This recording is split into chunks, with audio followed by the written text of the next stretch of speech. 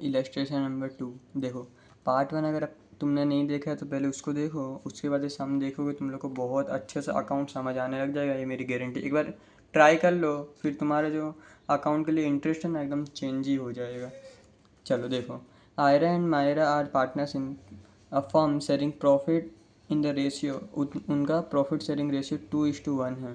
The following trial balance was, नीचे दी हुई है ये रही ट्रायल बैलेंस, उसी पूरी डिटेल्स दी हुई है, डेबिट बैलेंस और क्रेडिट बैलेंस। चलो, और क्या बोला है, you are required to prepare the trading P&L account बनाना है, P&L अप्रोप्रिएशन बनाना है, और बोला है कि बैलेंस शीट बनाना है। तीन चीज़ें बनानी है अपने को, और फॉलोइंग एडजस्टमेंट को ध्यान में लेना है। कौन कौन सा, देखो, पहला, stock value at 70,000 on 31 March को रहेगा, इधर टिक मार्क कर लेते हैं। Number 2, rent for the month of March 2026 has not been paid. चलो, रेंट पे नंबर 2 अभी ऐसे टिक कर लेते हैं, इस हिसाब से सम करा जाता है। देखो, रेंट पे number 2। Next, depreciate computer by 20%, computer पे नंबर 3, ये रहा कंप्यूटर, इस पे नंबर 3। नेक्स्ट, और मायरा वाला एडजस्टमेंट है अपने लास्ट में करेंगे, मतलब टिक मार्क कर ले रहे कि अपने मिसिंग नहीं हो जाए इसके लिए। चलो अब स्टार्ट करते हैं। एक बार मैं ब्रीफ में समझा दे रहा हूँ किसमें क्या आता है। देखो, ट्रेडिंग और P&L अकाउंट ये साथ में बनाया जाता है, जिसमें इतना पार्ट होता है वो ट्रेडिंग अकाउंट का होता है, और नीचे का पार्ट वो अपना P&L अकाउंट का होता है। ट्रेडिंग अकाउंट में आता क्या क्या है वो देख लो। देखो, परचेज से रिलेटेड कोई भी चीज़ें रहती है ना, अपने गुड्स से रिलेटेड यहाँ पे आती है। जैसे कि पहले से अगर माल पड़ा होगा तो उसको बोलते हैं ओपनिंग स्टॉक, तो ओपनिंग स्टॉक यहाँ पे आएगा। फिर परचेस करेंगे तो यहाँ पे लिखेंगे अपने, और अगर परचेस रिटर्न है तो उसको माइनस कर देंगे। परचेस में जो भी एक्सपेंस होते हैं, जैसे कि वेजेस हुआ, फिर रेलवे फ्रेट हुआ, फिर कैरिज इनवर्ड हुआ, ये सब कुछ इधर आएगा। बाजू में क्या आएगा, सेल्स माइनस सेल्स रिटर्न। और क्लोजिंग स्टॉक की अगर 2 एंट्री देनी होती है ना, तो एक एंट्री यहाँ पे आता है, बाकी क्लोजिंग स्टॉक अपने को पता है अपनी असेट है, तो ट्रायल बैलेंस शीट में असेट साइज आती है। पर कब, जब अपने को 2 एंट्री देनी रहेगी तो क्लोजिंग स्टॉक की एक एंट्री यहाँ पे आती है। नेक्स्ट, जितने भी एक्सपेंस रहते हैं, कौन से, परचेस को छोड़ के, वो सारे यहाँ पे आ जाएंगे। ऑफिस एक्सपेंस, एडवर्टीजमेंट एक्सपेंस, सारे ही। और कोई भी अपनी इनकम रहेगी वो इस साइड आ जाएगी। नेक्स्ट, पार्टनर से रिलेटेड कोई भी जो एडजस्टमेंट रहेंगे ना, उनकी एंट्री यहाँ पे होगी, और यहाँ पे दूसरी क्रॉस एंट्री होगी। कभी भी पार्टनर कुछ भी मिलेगा तो कहाँ पे आएगा, उनके क्रेडिट साइड आएगा। अपन वही फर्म के लिए तो जाएगा, फर्म के लिए नुकसान है, और फर्म के लिए नुकसान कभी भी क्रेडिट डेबिट होता है। वैसे ही पार्टनर का कुछ भी लॉस वो यहाँ पे आएगा, अपन वो तो फर्म के लिए फ़ायदा होएगा, वो कहाँ पे आएगा, इधर आएगा। नेक्स्ट, जितनी भी सारी असेट्स रहती हैं बैलेंस शीट में, असेट साइड जितनी भी लाइबिलिटी रहती हैं, और यहाँ पे लाइबिलिटी, लास्ट में कैपिटल अकाउंट पार्टनर के यहाँ पे लिखे जाते हैं। अब बात यह है कि इन लोगों ने बोला नहीं था कि पार्टनर का कैपिटल अकाउंट बनाना है, पर अपने बना रहे हैं, जिससे तुम लोग को बहुत अच्छे समझ पड़ जाएगा। कैपिटल अकाउंट अलग से बनाने से और साथ में लिखने से वैसे आंसर तो आ ही जाता है, पर ये सही रहता है, और अभी एक्सप्लेन भी करना है इसलिए ये बेटर रहेगा। चलो अब अपने सम चालू करते हैं। सबसे पहला ओपनिंग स्टॉक, तो बताया था ओपनिंग स्टॉक कहाँ पे आता है, तो ट्रेडिंग अकाउंट में आता है, डेबिट साइड। अपने यहाँ पे लिखेंगे to opening stock. Opening stock दिया है 36,000 का दिया हुआ है। नेक्स्ट, दूसरा दिया हुआ है परचेस। परचेस कहाँ पे आएगा, वो भी इधर ही आएगा, टू परचेस। अब देखो, परचेस होता है ना तो परचेस रिटर्न भी होता ही है, तो एक बार चेक कर लिया करो पूरे सम के अंदर है या नहीं है, क्योंकि उसमें उसे माइनस करा जाता है। तो देखो, ये जो चीज़ दिख रही है तुम लोग को, ये रिटर्न्स आउटवर्ड दिया हुआ है, और यहाँ पे रिटर्न्स इनवर्ड दिया हुआ है, तो इसको ये ना परचेस रिटर्न बोलते, याद रखना। पहले एक बात समझो, पहले आज काम की बात आई है तो देखो, परचेस रहती है ना, परचेस वो हमेशा डेबिट होता है, पर जो परचेस रिटर्न होता है ना वो क्या होता है, क्रेडिट होता है। वैसे तुम लोग को पता है सेल्स हमेशा क्या होता है, क्रेडिट होता है। जिसकी बैलेंस की बात कर रहा हूँ, देखो, जैसे डेबिट बैलेंस है, क्रेडिट बैलेंस है, इसकी बात कर रहा हूँ। परचेस हमेशा क्या होता है, डेबिट, पर परचेस रिटर्न क्या होता है, हमेशा क्रेडिट। वैसे ही सेल्स क्या होता है, हमेशा क्रेडिट। सेल्स क्रेडिट होता है, और जो सेल्स रिटर्न होता है वो हमेशा क्या होता है, डेबिट। इसे याद रख लेना, कभी भी काम आएगा। चलो, तो अपने को दिया है जो रिटर्न्स आउटवर्ड है, इसको क्या बोला जाता है, परचेस रिटर्न बोला जाता है, जो 4,000 का दिया हुआ है। तो यहाँ पे मैं माइनस कर दे रहा हूँ, माइनस परचेस रिटर्न। चलो, अपनी परचेस है 6,20,000 की, और परचेस रिटर्न है ये रहा 4,000 की, तो बाहर अमाउंट कितनी आएगी, 6,16,000। चलो नेक्स्ट। अब अब दिया हुआ है सन्ड्री डेटर्स। अपने को पता है डेटर्स ऐसे पर्सन है ना जिनसे अपने को पैसे लेने हैं, तो अपनी एसेट्स हुई, वो कहाँ आएगा, एसेट्स आ जाएगा। चलो इधर आएगा सन्ड्री डेटर्स। सन्ड्री डेटर्स दिए हुए हैं अपने 1,25,000 के। नेक्स्ट। अब दिया हुआ है कंप्यूटर। कंप्यूटर भी क्या है, अपनी असेट्स है। चलो ये कंप्यूटर पन उस पर एडजस्टमेंट दिया हुआ है 3 नंबर, यहाँ से पता चलता है। चलो 3 नंबर वैसा बोला था कि डेप्रिसिएटेड कंप्यूटर बाय 20%। चलो अब इधर सुनो, यहाँ पे कोई भी एडजस्टमेंट रहेगा ना, उसकी हमेशा 2 एंट्री देनी रहती है। आज तुम लोग कसम खा लो कि कोई भी तुम लोग एडजस्टमेंट दोगे ना, तो इसकी 2 एंट्री दोगे। हर एक एग्जांपल में तुम लोग को समझा रहा हूँ। चलो अपने भाग में पहला आया है एडजस्टमेंट नंबर 3। एडजस्टमेंट नंबर 3 में क्या बोला है कि जो कंप्यूटर है वो 20% डेप्रिसिएट है। देखो कभी भी है ना, असेट्स के ऊपर कोई भी डेप्रिसिएशन गिनना रहता है ना, तो इसकी 2 एंट्री होती है। क्या होती है, एक तो असेट्स में से वो लेस हो जाता है उतना डेप्रिसिएशन। समझ लो अपनी 50,000 की कोई असेट्स है, उसमें से 5,000 डेप लग गया, तो अपनी असेट्स कितनी की हो गई, वो 45,000 की हो गई। और वही इसकी दूसरी एंट्री क्या होती है, खुद ही सोचो, कोई असेट्स की वैल्यू डाउन हो जाना, अपने तो नुकसान ही है ना। तो जो 5,000 रुपया है ना, वो अपना कहाँ चला जाएगा, पी एन एल अकाउंट में चला जाएगा डेबिट साइड से, क्योंकि उससे अपना 5,000 का लॉस हो गया ना। तो याद रखना 2 एंट्री ऐसी आती है। चलो अपने एडजस्टमेंट में बोला है कि कंप्यूटर 20% उस पर डेप गिनना है। देखो कंप्यूटर है, अपने कंप्यूटर की वैल्यू दी हुई है, हाँ ये रहे, कंप्यूटर है 50,000 का। चलो माइनस 20% डेप गिनना है। ये देखो 50,000 इंटू 20%, 1 मिनट, 50,000 इंटू 20% कितना आ जाएगा, 10,000 आ जाएगा। उतना माइनस तो अमाउंट कितनी आएगी अपनी, 40,000 की। चलो अब इसकी एंट्री समझ लो पहले। एक एक चीज़ समझो, देखो 50,000 डायरेक्ट माइनस करना रहेगा ना, तो -20% कर दोगे तो भी तुम्हारा आंसर आ जाएगा। अब देखो यहाँ पे कंप्यूटर इनर कॉलम में मैं लिखूँगा 50,000, और अब सुनो इधर माइनस डेप, कितने % डेप बोला था, 20%, और 50,000 का 20% कितना होता है, 10,000 होता है। और बाहर अमाउंट कितनी आएगी, 40,000। चलो एक एंट्री हो गई, डेप्रिसिएशन की बोली थी कितनी, 10,000। मैंने क्या बोला था, एडजस्टमेंट की 2 एंट्री आती है। ये अपने लिए नुकसान है। तो कोई भी एक्सपेंस या नुकसान हमेशा कहाँ आता है, पी.एन.एल, ट्रेडिंग और प्रॉफिट एंड लॉस अकाउंट साथ में बनाते हैं ना, उसमें नीचे आएगा, यहाँ पे लिखेंगे टू डेप ऑन कंप्यूटर। कितना डेप आया था, 10,000। नेक्स्ट। चलो एग्ज़ाम में टिक करते रहना कौन कौन सी एंट्री होगी, जिससे कोई रह नहीं जाएगी, अपनी इतनी होगी। चलो अब बोला है rent for 11th month. Rent अपने लिए क्या है, रेंट भी तो एक्सपेंस ही है ना, वो भी कहाँ आएगा, इधर ही आएगा, टू रेंट। उसको भी अंदर लिखने पड़ेगा क्योंकि उस पर भी एडजस्टमेंट दिया है, एडजस्टमेंट नंबर 2। तो मैं इनर कॉलम में लिख रहा हूँ 55,000।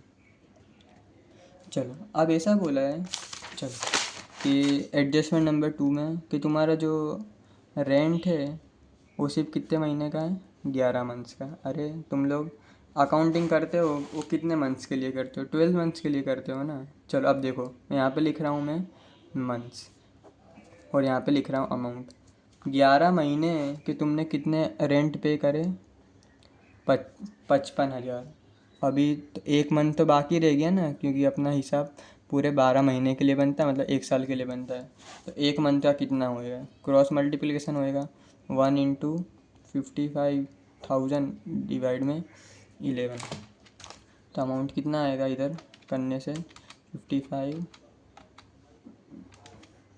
डिवाइड में 11,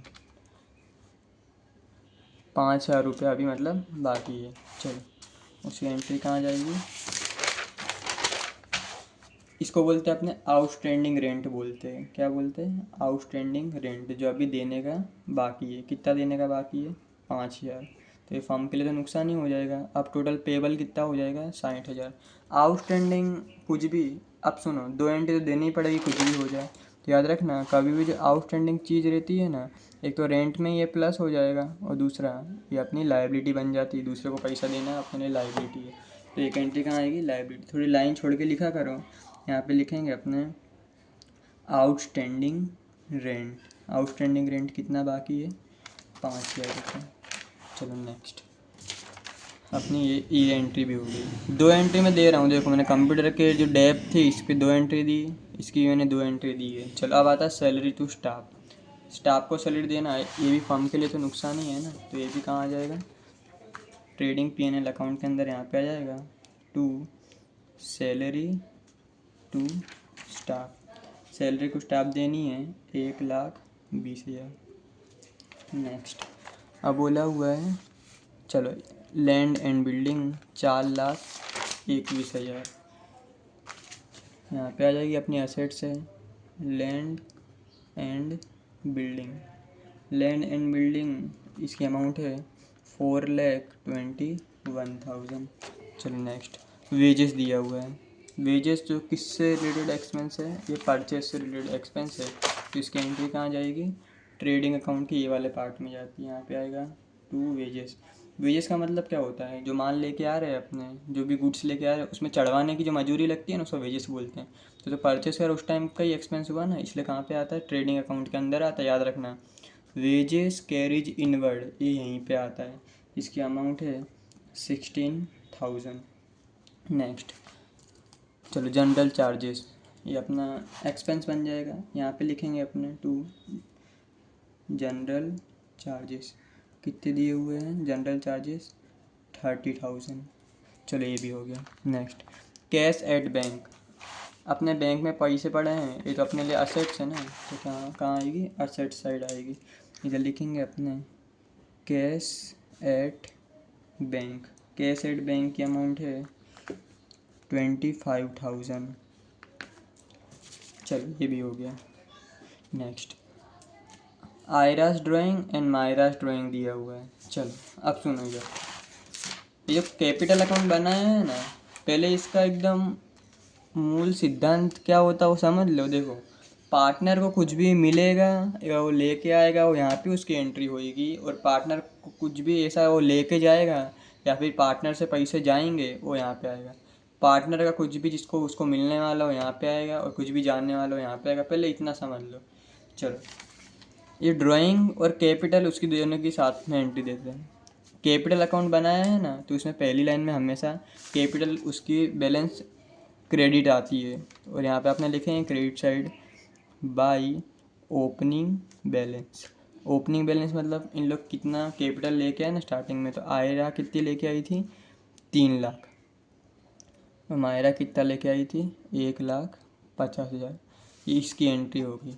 अब देखो यहाँ पे, Aira is to be allowed a salary of ₹10,000 per month and partner are entitled to interest on capital 6%। देखो अब सुनो, मैंने क्या बोला था, इंटरेस्ट जो कैपिटल पे मिलता है तो पार्टनर को ही मिलेगा ना। पार्टनर पैसे लेके धंधे में कहीं से पैसे लेके आ रहे हैं, तो उनको ही इंटरेस्ट मिलेगा, उनको पे थोड़े ना करने पड़ेगा। इंटरेस्ट इन लोग को ही मिलने वाला है। कितना मिलने वाला है, 6%। तो इंटरेस्ट ऑन कैपिटल, देखो 3,00,000 है इंटू 6%, कितना आ जाएगा इसका, 18,000। नेक्स्ट, और इसका 15,00,000 है इंटू, सॉरी 15,00,000 नहीं, 1,50,000 है, इसका 6% करेंगे अपने, कितना आ जाएगा, वो गलती से एक ज़्यादा टाइप हो गया था, 9,000 आएगा। अब सुनो इधर, पार्टनर को कुछ भी मिलता है ना, ये रहा एंट्री दे दी मैंने, वो फर्म के लिए नुकसान होता है, तो मैंने 50,000 बोला है, इसकी हमेशा क्रॉस एंट्री जाती है एडजस्टमेंट के हिसाब से। इसको कहाँ लिखेंगे अपने, ऐसा यार एग्ज़ाम में मत करना। चलो यहाँ पे लिख देंगे अपने टू इंटरेस्ट ऑन कैपिटल। ये फर्म के लिए नुकसान है। आयरा को कितना देने पड़ गया इन लोग को, और मायरा को कितना दिया है, देखो एक को दिया है 18,000 और एक को दिया है 19। टोटल हो गया 27,000 का लॉस। चलो पता चला तुम लोग को इसका मीनिंग रियल में क्या होता है, कैपिटल अकाउंट्स और P&L एप्रोप्रिएशन का ऐसे होता है। चलो नेक्स्ट, आपने इसकी एंट्री भी होगी और ये एडजस्टमेंट की भी एंट्री होगी। चलो अब आता है आयरास ड्राइंग एंड मायरास ड्राइंग दिया हुआ है। इसका मतलब क्या होता है, वो पैसे लेके आ रहे हैं, और ड्राइंग का मतलब क्या होता है, वो पैसे खुद लेके चले जा रहे हैं। तो यहाँ पे क्या आएगा, ड्राइंग हमेशा इधर आती है, याद रखना। ड्राइंग कहाँ आती है, पार्टनर कैपिटल में डेबिट साइड आता है, आज से याद रख लेना, हमेशा एंट्री देनी है इसकी। ओपनिंग बैलेंस क्रेडिट साइड होएगा और ड्राइंग आएगा तो पार्टनर्स कैपिटल अकाउंट में हमेशा डेबिट होएगा, याद रखने पड़ेगा। तो आयरा की ये 20,000, उसका दिया हुआ है 10,000। चलो इसकी एंट्री भी हो गई। नेक्स्ट सेल्स 10,40,000 दिया हुआ है। सेल्स कहाँ पे आता है, तो ट्रेडिंग अकाउंट की स्टार्टिंग में ही आता है। यहाँ पे लिखेंगे अपने बाई सेल्स, लिखेंगे कितना दिया हुआ है 10,40,000। सेल्स होता है ना, तो सेल्स रिटर्न भी होता है, गलती से टिक मार्क कर दिया। ये रहा जो रिटर्न इनवर्ड दिया हुआ है ना, इसको क्या बोलते हैं, इसको सेल्स रिटर्न बोलते हैं, याद रख लेना। ये शब्द याद रखना पड़ेगा। रिटर्न्स इनवर्ड को क्या बोलते हैं, सेल्स रिटर्न बोलते हैं। 12,000 दिया हुआ है, इधर माइनस कर देंगे अपने 12,000। चलो यहाँ पे अमाउंट कितनी आएगी, 10,28,000। चलो सेल्स की एंट्री होगी और इसकी भी हो ही गई थी, बाजू में करी थी। सैंड्रिड क्रेडिटर्स दिए हुए हैं। क्रेडिटर्स ऐसे पर्सन है ना कि जो अपने से पैसे लेने वाले हैं, मतलब अपने कर्जदार हैं उन लोग।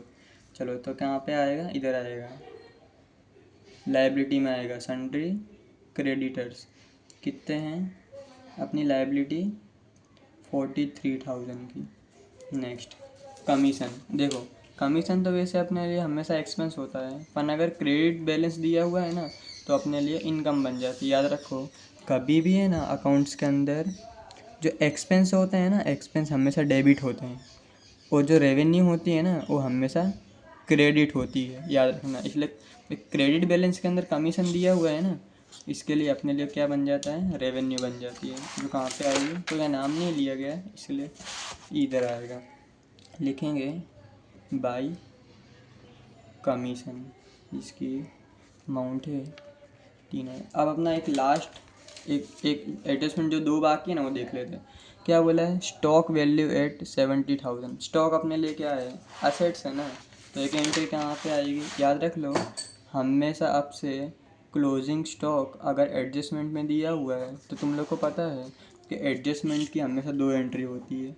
अगर क्लोजिंग स्टॉक तुम लोग को एडजस्टमेंट में दिया है तो एक एंट्री कहाँ पे आएगी, ट्रेडिंग अकाउंट में आएगी, क्रेडिट साइड पे, और दूसरी एंट्री कहाँ पे आएगी, बैलेंस शीट के अंदर, असेट्स के अंदर है। जितना जितना मैं लिखवा रहा हूँ ना, उतना साथ में सम गिनो, बहुत अच्छे से अकाउंट्स आ जाएगा। चलो अपने यहाँ पे लिखेंगे एक क्लोजिंग स्टॉक कितने का बोला है एडजस्टमेंट के अंदर, 70,000 का।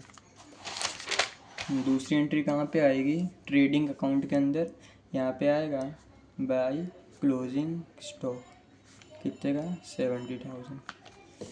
चलो इसकी एंट्री भी हो गई अपनी, ये भी हो गया, ये भी हो गया। अब इसके अंदर एक टॉपिक बाकी है, 6% इंटरेस्ट तो दे दिया कैपिटल पे, ये बाकी है। Myra is to be allow a salary of 10,000 per annum, sorry per month बोला है। क्या बोला है, जो मायरा है ना उसको पर मंथ कितने मिलने वाले हैं, 10,000। अरे पर मंथ, पर अपने हिसाब तो 12 साल के लिए 12 महीने के लिए बनाते ना अकाउंट, तो अब पर मंथ नहीं पर एनम गिनेंगे। तो एक मंथ के अगर 10,000 है तो 12 मंथ मतलब पूरे साल में उसको कितने मिल जाएंगे, 1,20,000। किसको मिलने वाले, मायरा को। अपने को मायरा को सैलरी देनी है, ये देखो मायरा को मिलेगी तो कहाँ पे आएगा, इधर बाई सैलरी। किसको मिल रही है, मायरा को, 1,20,000। यही फॉर्म के लिए तो नुकसान है, अगर मायरा को पैसे मिलेंगे तो यहाँ पे लिखेंगे टू सैलरी। सैलरी सिर्फ किसको, मायरा को मिल रही है, कितना, 1,20,000। वापस से वही नियम फॉलो होता है। एडजस्टमेंट में अगर दिया रहता है तो दो एंट्री आती है, दो एंट्री आती है, और देख लो इसकी हमेशा क्रॉस एंट्री जाती है। जो वस्तु यहाँ पे क्रेडिट होता है वो सामने क्रॉस एंट्री ऐसे जाती है। अगर यहाँ की कोई भी डिटेल होती है ना वो सामने यहाँ पे जाती है। चलो अपना टोटल ही सब कुछ ख़त्म, अब सिर्फ टोटल की बारी है। देखते अपना सम सही है या फिर गलत है। चलो सबसे पहले यहाँ का टोटल ज़्यादा दिख रहा है, तो 10,28,000 प्लस 70,000 कितना, 10,98,000। वही अपने यहाँ पे लिख देंगे 10,98,000। चलो इसमें से माइनस 36,000, 6,16,000 माइनस 16,000 कितना, 4,30,000। ये है ना, इसको बोलते हैं अपने टू ग्रॉस प्रॉफिट बोलते हैं इसको। अभी इसको कहाँ पे लेके जाया जाता है, तो इसको है ना आगे इधर लिए P&L के इधर लेके जाया जाता है, याद रखना। यहाँ पे लिखेंगे अपने by gross profit. Gross profit कितने का आया, 4,30,000 का आया। चलो वापस टोटल करते, कहाँ का ज़्यादा लग रहा है, यहाँ का लग रहा है। 4,33,000 हो जाएगा, वो यहाँ पे लिखेंगे अपने 4,33,000। चलो ये लो लिख दिया। माइनस करते हैं, देखो 4,33,000 माइनस 10,000 माइनस 16,000, 1,20,000 और 30,000। इधर अमाउंट आ रही है 2,13,000। अब है ना, इसको बोलते हैं अपने टू नेट प्रॉफिट बोलते हैं।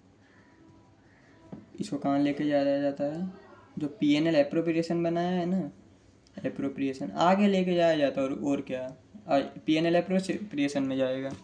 ये रहा कितना, 2,13,000 P&L एप्रोप्रिएशन में जाएगा। यहाँ पे लिखेंगे अपने बाई नेट प्रॉफिट।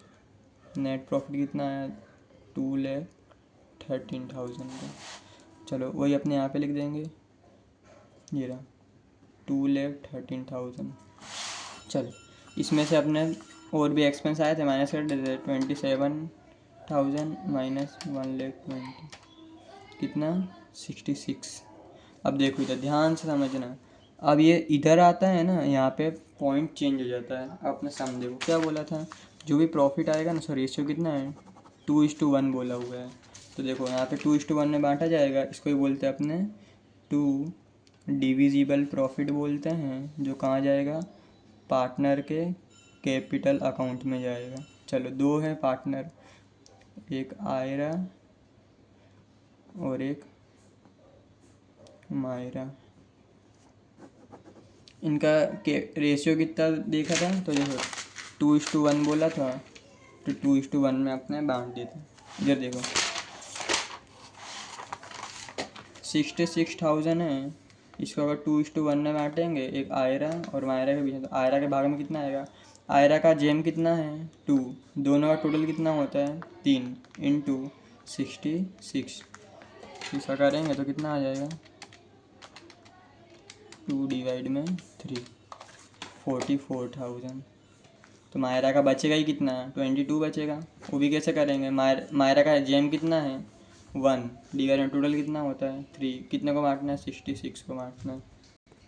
चलो इसकी अमाउंट आ जाएगी 22,000 अमाउंट। चलो ऐसे बढ़ गया अपना ये प्रॉफिट, इसका 44 आ गया, इसका 22,000 आ गया। वही प्रॉफिट बढ़ के अपने यहाँ पे ऐसा लिखेंगे by divisible profit. Divisible profit Aira का कितना है 44, हमारा का कितना है 22,000। चलो वापस प्लस कर लेते हैं, यहाँ का टोटल ज़्यादा लग रहा है, 3,00,000 प्लस 18,000 प्लस 44,000। इधर 3,62,000, उसमें से माइनस 20,000 कर देंगे, कितना आएगा 3,42,000। नेक्स्ट 1,50,000 फिर 9,000, 1,20,000, ये 22,000 है, जीरो गलती से लिखा है। टोटल 3,01,000, 3,01,000, इसमें से माइनस करेंगे, माइनस 10,000, 2,91,000। ये है ना अपना क्लोजिंग बैलेंस कैपिटल का है। यहाँ पे लिखेंगे टू क्लोजिंग बैलेंस ये रहा, इसको अपने क्लोजिंग बैलेंस में बोलते हैं। कितना 3,42,000 और यहाँ पे 2,91,000। क्या मतलब इतनी स्टार्टिंग में वो लेके आया था, इसको और उतने पैसे मिले, सैलरी मिली, डिविजिबल प्रॉफिट मिला, तब लास्ट में उसके और इतने पैसे गए थे, तो लास्ट में कितना बचा ना केवल, इसको बोलते हैं क्लोजिंग बैलेंस। वो ट्रांसफ़र कहाँ पे होती है, बैलेंस शीट में होगी, याद रखना। यहाँ पे लिखेंगे अपने कैपिटल, एक आयरा की और एक मायरा की। आयरा की थी 3,42,000, 2,90,000 प्लस की टोटल हो गई 6,33,000। चलो प्लस कर लेते हैं, प्लस 5,000 प्लस 43,000। एक मिनट,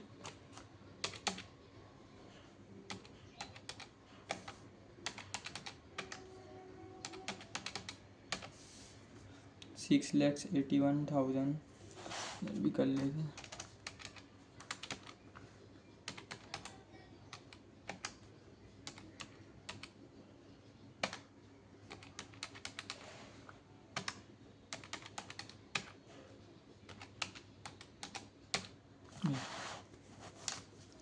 $6,81,000। ये अपना ऐसा सम कंप्लीट हो गया। अब मैं सीधी सी बात एक बार एक्सप्लेन करवा दे रहा हूँ। देखो करना क्या रहता है, यहाँ पे लास्ट बार ट्रेडिंग अकाउंट में एंट्री क्या थी यहाँ पे, कि स्टार्टिंग में इतना माल पड़ा हुआ था, इतना ख़रीद के लेके आए, इतना थोड़ा खर्चा हुआ था, कुल मिला के इतनी अपनी कॉस्ट हुई थी, और फ़ायदा कितने का हुआ, मतलब बेचा कितने का ये रहा। तो पूरा माल बेचने से इतने पैसे आए, उसमें से अपने ने इतनी कॉस्ट निकाल दी, मतलब इतना अपना खर्चा निकाल दिया पूरा। तो कितने का फ़ायदा हुआ, 4,30,000 का। अपन आगे गए तो 4,30,000 में अपने को 3,000 और कमीशन के मिले, तो कितने हो गए, 4,33,000 के हो गए। अपन उसके बाद बात करें तो थोड़े एक्सपेंसिव तो हुए, जैसे कि रेंट पे कर दिया, डेप्रिसिएशन लग गया, सैलरी दी स्टाफ को, जनरल चार्जेस हुए, तब जाके कितने बचे अपने पास, 2,13,000 बचे। ठीक, और आगे लेके गए, अब उनको अपने 2,13,000 में से फिर जो इंटरेस्ट ऑन कैपिटल 27,000 मायरा को और आयरा को दिया, फिर सैलरी मायरा को दी, तब कितने बचे, 66,000 बचे। वही 66 अपने 2:1 में बांट देंगे आयरा और मायरा के बीच में, तो कितना आया, 44 और 22 आया, जिसकी अपने क्रॉस एंट्री दी। ये रहा, आयरा और मायरा स्टार्टिंग में कितना लेके आए थे, 3 लाख लेके आए थे, उनको कैपिटल पे इंटरेस्ट मिला, फिर सैलरी मायरा को मिली, डिविजिबल प्रॉफिट मिला, तब जाके उनकी इतनी सैलरी कैपिटल टोटल हो गई। वो उतने में से फिर उन्होंने ड्राइंग करी थी, इतने में से इतनी ड्राइंग करी तो कितनी बची, ये उनका क्लोजिंग बैलेंस है कैपिटल की, उनकी कैपिटल अब इतने की बची है। पूरी एसेट्स अपने ने इस साइड लिख दी और पूरी जो लाइबिलिटी है अपने ने यहाँ पर लिख दी। ये था अपना इलस्ट्रेशन नंबर 2, जो बहुत ईजी था।